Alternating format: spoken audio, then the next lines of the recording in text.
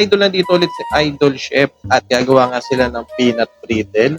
Ito nga, inuumpisahan niya ng ipatak-ipatak. Tignan nga natin kung paano nga magagawa ni Idol Chef to. Mga Mima, mga idol. Sarap niyan mga idol yung peanut brittle. Kilala dito sa atin yan sa Pilipinas. Lalo na doon sa Baguio. Ito nga meron siya nilalagay dito na talong. Ang lupit talaga ni Idol Chef. Para hindi mapaso, tignan mo yung ginagamit niya. Yung ipit.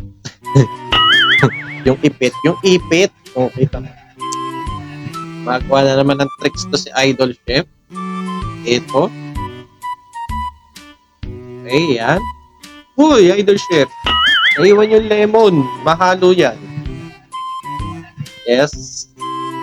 Okay. Tamang lamas-lamas lang dito si Idol Chef. Yan, piga-piga. Yan. Pinaypayan pa para mapabilis mapatuyo. Galing mo talaga, Idol Chef. Yan, oh.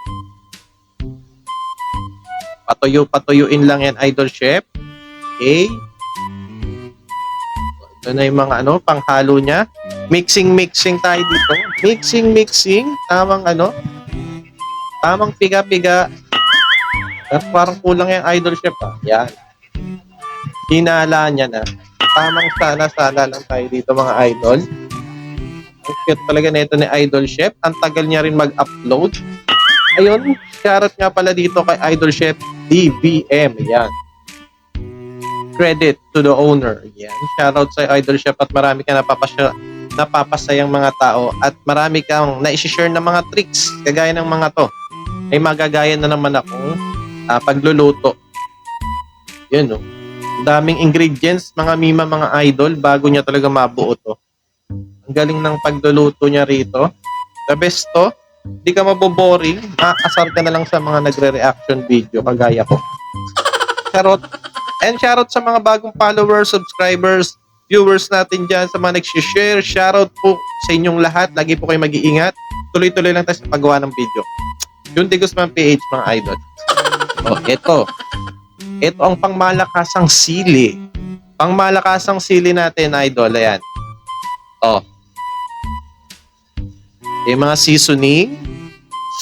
Grabe. Wala pa man din ako doon. Pero nararamdaman ko na anghang kasi gumagawa ko ng chili garlic, yung nilagay ko siya sa mixer. Grabe, ang anghang na niya. Hinalo yung talong.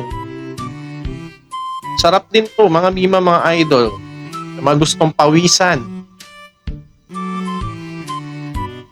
Ang title na ito